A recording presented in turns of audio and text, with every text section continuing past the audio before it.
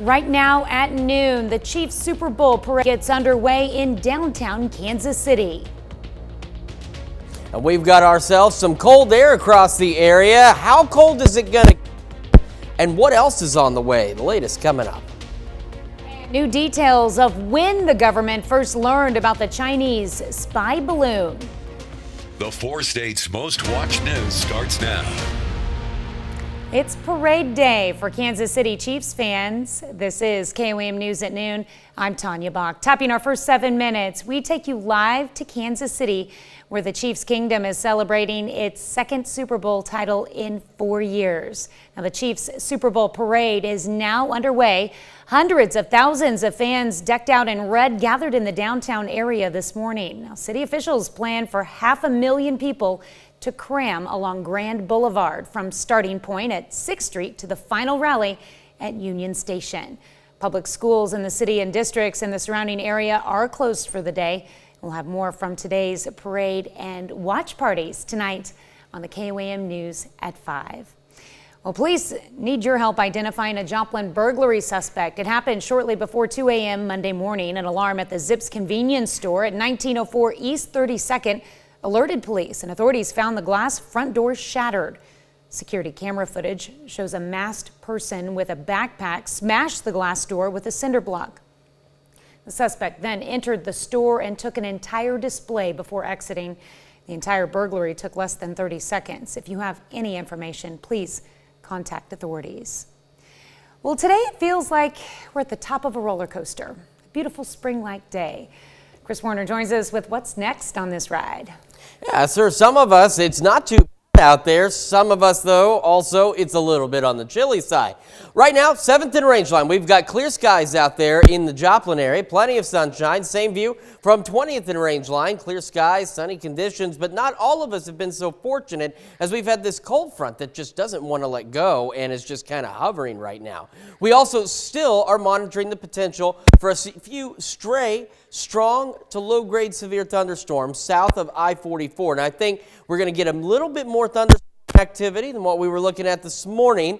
That'll roll through the area starting late this evening, but down here we could see some small hail and possibly some gusty winds with some of the stronger storms.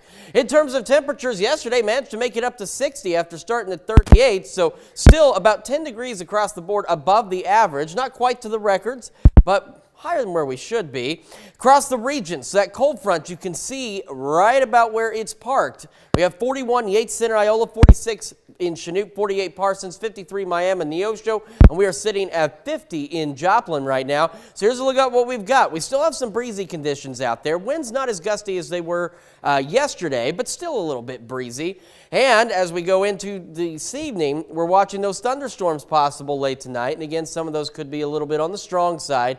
And then we're still looking at the possibility of some light snow in our northwestern counties. It is a whole chaos mess of weather across the area as we head into this evening. We'll break down the full forecast and everything you need to know here in a few minutes.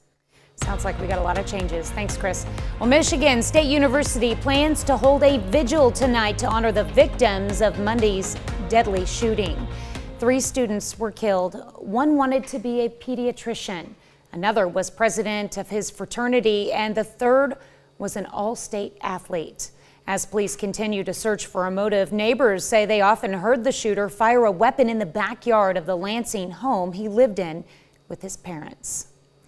Residents in Ohio remain reluctant to accept official advice that it is safe to return home following a train derailment 12 days ago. The accident in East Palestine sent toxic plumes of smoke into the air. Now people are complaining about respiratory issues, including burning eyes, as well as reporting deceased wildlife as far south as the Ohio River. One day after getting a classified briefing on the 3 objects the U.S. military shot down in recent days, Senate lawmakers are receiving another closed-door briefing today, this one about the Chinese spy balloon. It comes as new information surfaced about the balloon. Nicole D'Antonio has the latest from Washington, D.C. There's new information about the Chinese spy balloon that the U.S. military shot down off the Atlantic coast. CBS News has learned U.S. intelligence tracked the balloon from Hainan Island off the south coast of China last month. It drifted east towards Guam and Hawaii before heading north over Alaska. Officials say it's possible the balloon was blown off course, but they insist the Chinese still had control when it floated south over the lower 48 states.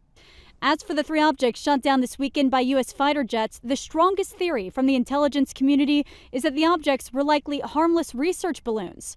Efforts are still underway to recover what's left of them. Pilots tracking the ones shot down over Lake Huron weren't sure what they saw. I can see like lines coming down below, but I can't see anything below it. Definitely smaller than a car.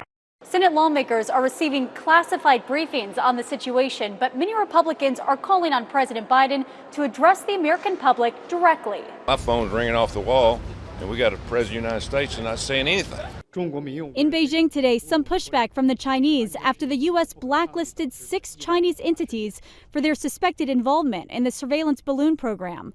A foreign ministry spokesperson promised countermeasures and once again accused the U.S. of escalating the situation. Nicole D'Antonio, CBS News, Capitol Hill.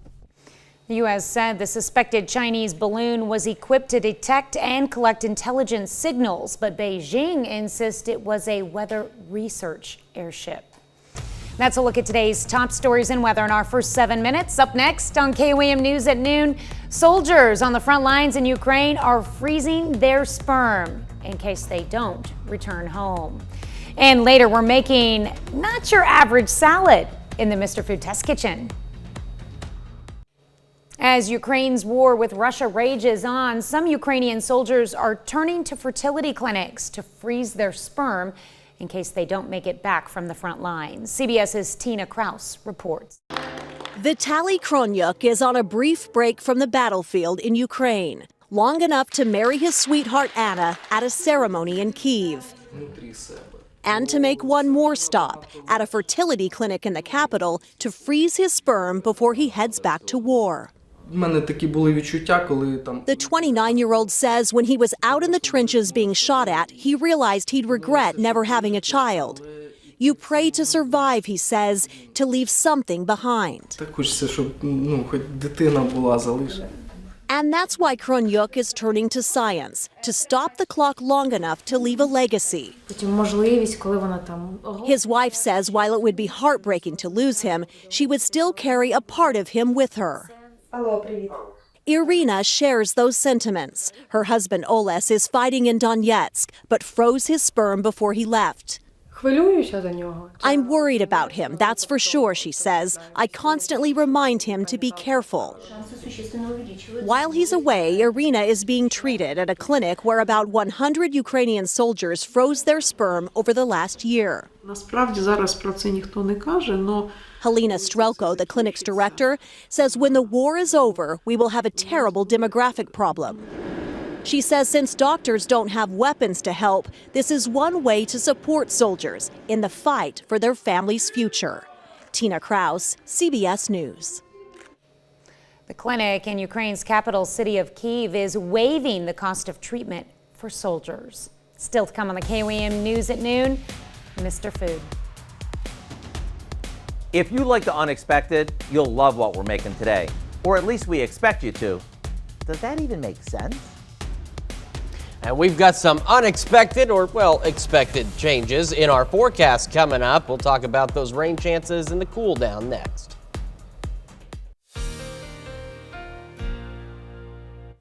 Well, we are spending some of our day today with a cold front that's just hanging around, but it is eventually going to push on through the area. And once it does, we're going to start to see some changes in our weather as we head into this evening.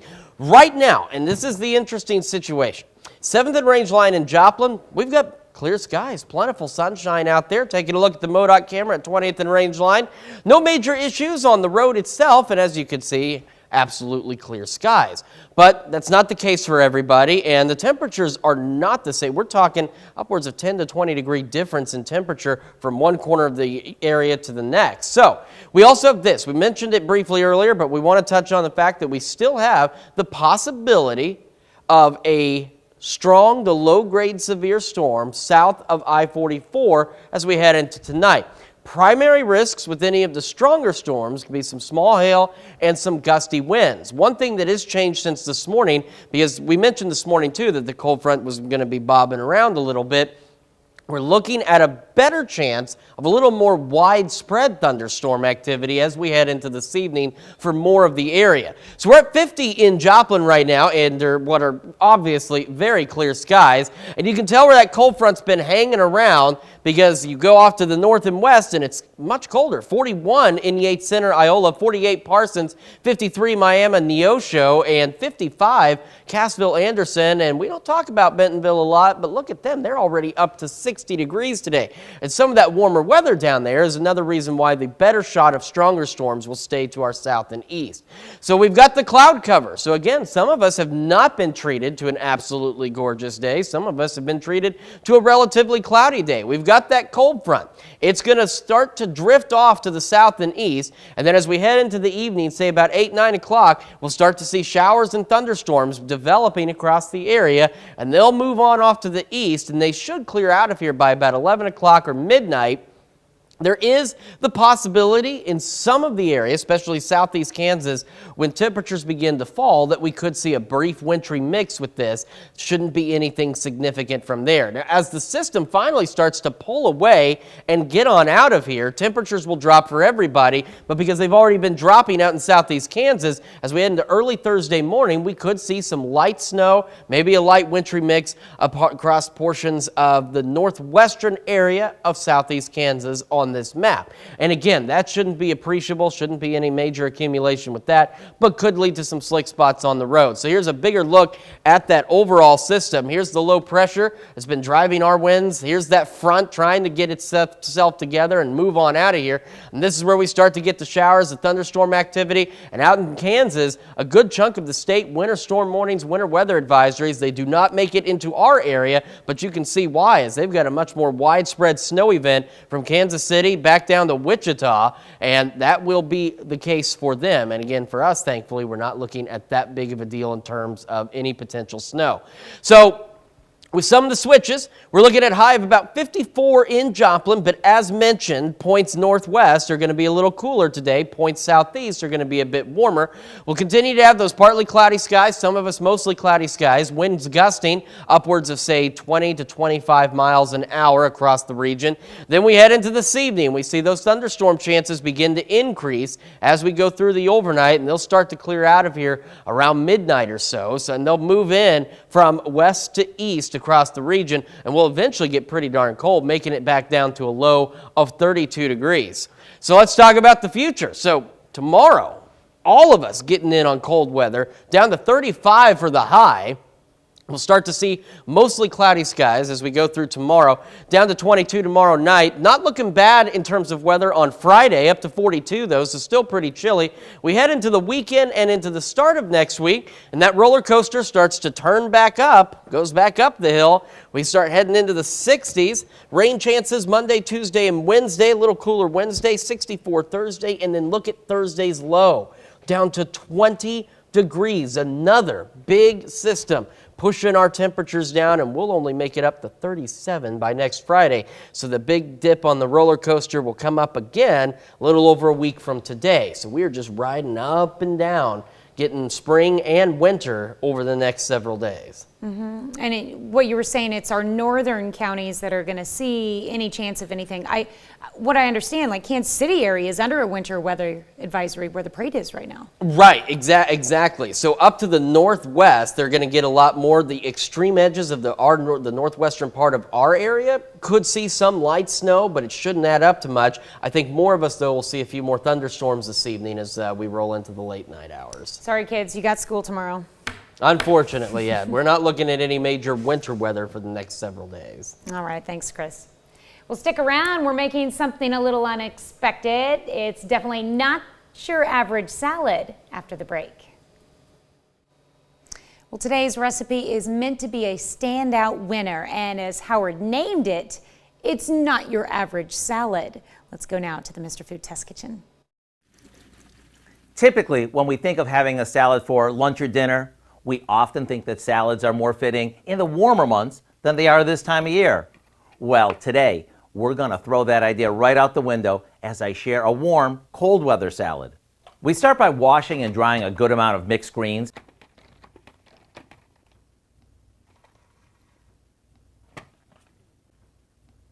And placing them on a platter. As for the type, we can use a bag mix variety, a cut up head of romaine, or even some kale. On top of that, we toss on some cooked chicken breast that we've cut up, along with a thinly sliced pear and a few canned dark pitted cherries.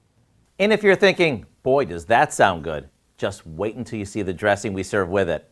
It's simply some bottled Italian dressing that we combined in a saucepan with honey, maple syrup, peanut oil, and chopped walnuts. We heat this on low just long enough for it to warm through. And when we serve this in individual bowls or family style, you can bet you're going to get all sorts of oohs and ahs. You see, the warm dressing mixed with the pears, chicken, and dark pitted cherries is anything but expected. I do hope you'll go online and get the recipe for what we nicknamed Not Your Average Salad, since it's over the top good. I'm Howard with Kelly in the Mr. Food Test Kitchen, where today we found an unusual way for you to say, ooh, it's so good. What do you think? Well, you can find this recipe along with a lot more good food from the Mr. Food Test Kitchen online. Just go to our website at KOAMnewsnow.com. Here's a look at our 4-state market prices.